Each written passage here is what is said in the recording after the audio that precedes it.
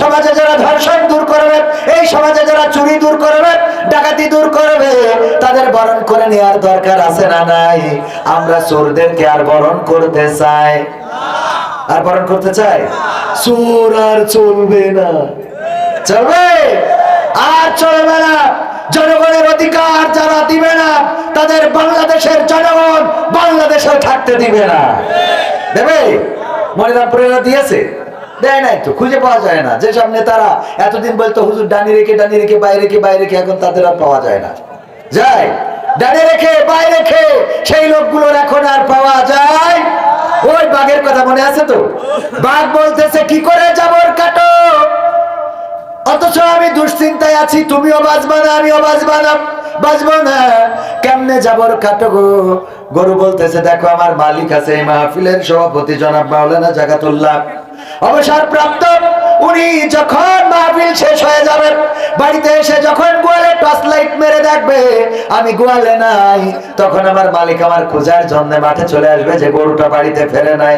মাঠে এসে যখন ওনার ওই টর্চ লাইট দিয়ে খুঁজতে খুঁজতে এই কাদার মধ্যে আমারেও পাবে তোমারেও পাবে, আমার পাওয়ার পরে আমার মালিক আমারে উদ্ধার করে নিয়ে যাবে। আর তোমারে দেখার পরে তোমার মালিক না থাকার কারণে, অভিভাবক না থাকার কারণে এখানে বাটাম দিয়ে কাদার মধ্যে পুঁতে রেখে তারপর যাবে। ঠিক না ভাই? ঠিক। কারণটা কি? গরু বলতেছে ও গো আমার বাঘ ভাই, দেখো আমি জাবর কাটি এই জন্যে, আমার একজন মালিক আছে, আমার একজন অভিভাবক আছে, আমি বিপদে পড়লে আমার মালিক আমাকে ছাড়াই নিয়ে আসে। একবার আমি একজনের ধান খেয়ে নিছিলাম, তাই আমারে ধরে নিয়ে পন্ডে দিছিল, আপনারা কি বলেন জানি না, খোয়ারে দিছিল। এই খোয়ারে দেওয়ার কারণে আমার মালিক জরিমানা দিয়ে আমার আবার ছাড়াই নিয়ে গেছিল।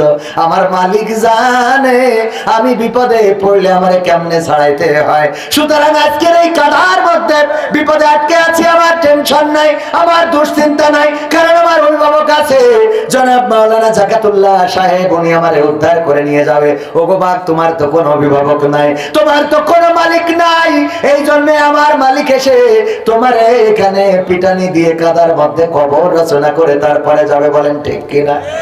তাহলে অভিভাবক কি জিনিস বোঝা গেছে তো? আল্লাহকে যারা অভিভাবক মানে, তারা জেলে গেলেও তাদের ভয় নাই, তারা ফাঁসির কাছে গেলেও তাদের ভয় নাই, রিমান্ডে গেলেও তাদের ভয় নাই। এই জন্য যারা আল্লাহকে ভালোবেসেছে, কোরআনকে ভালোবেসেছে, তারা বাতিলের কাছে মাথা নত করে নাই, তারা কোনোদিন দুশ্চিন্তাগ্রস্ত হয় নাই, তারা কোনোদিন নিজেদের বাতিলের কাছে কোনোদিন সুপর্দ করে দেয় নাই। আল্লামা সাঈদী কোরআনের পাখি 13টা বছর কারাগারে ছিলেন।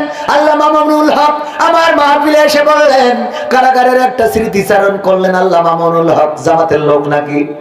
না, জামাতের লোক না, উনি হেফাজতের লোক। আল্লামা মামুনুল হক উনি জনাব শাইখুল হাদিস আল্লামা আজিজুল হকের রাহিমাহুল্লাহর সন্তান।